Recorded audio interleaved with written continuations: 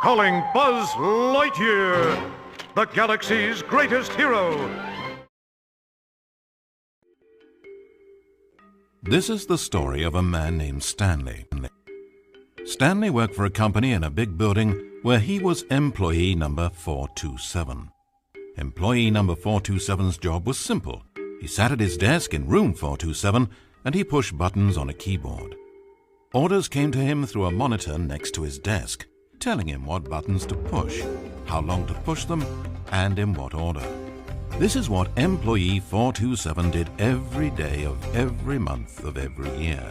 And although others might have considered it soul-rending, Stanley relished every moment that the orders came in, as though he had been made exactly for this job. And Stanley was happy. And then one day something very peculiar happened. Something that would forever change Stanley. Something he would never quite forget. He had been at his desk for nearly an hour when he realized that not one single order had arrived on a monitor for him to follow. No one had showed up to give him instructions, call a meeting, or even say hi. Never in all his years at the company had this happened, this complete isolation. Something was very clearly wrong.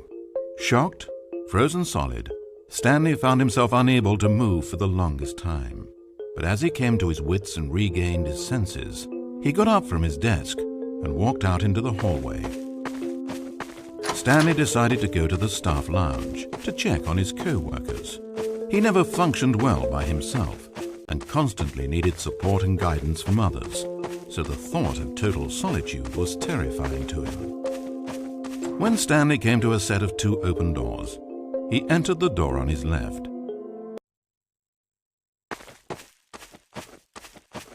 This was not the correct way to the employee lounge, and Stanley knew it perfectly well.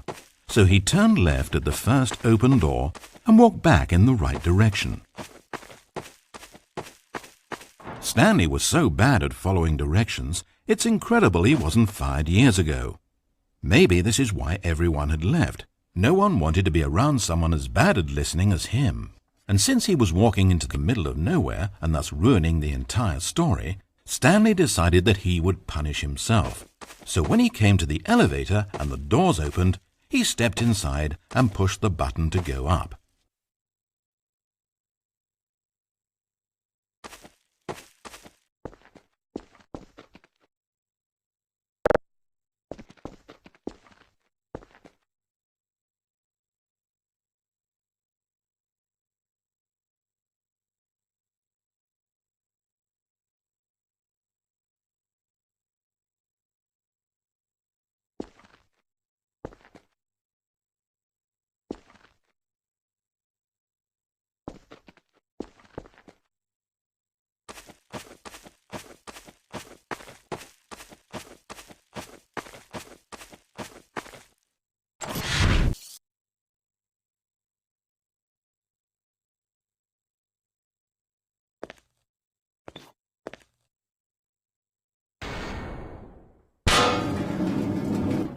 It almost perplexed Stanley that he had actually gone and stepped into this metal trap.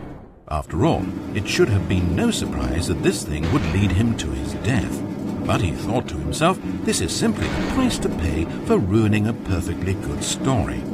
So he resigned and willingly accepted his fate, the inevitable end toward which he had spent so long stumbling. Farewell, Stanley.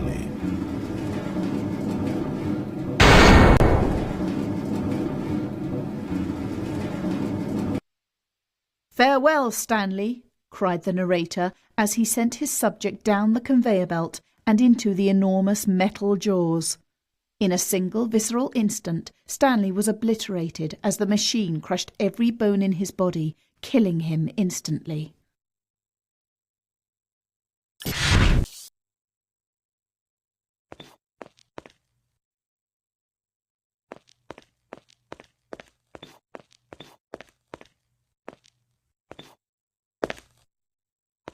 It's a shame, then, that for all his work, it was such a meaningless victory for the narrator. Did he really think he would accomplish anything by murdering this disposable vessel?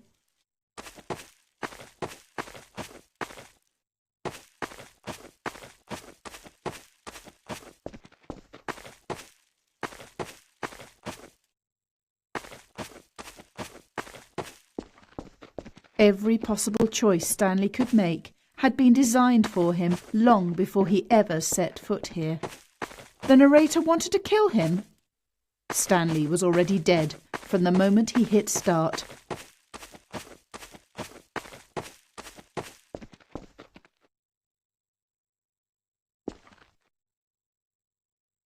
There's no salvation for either of these two, I'm afraid.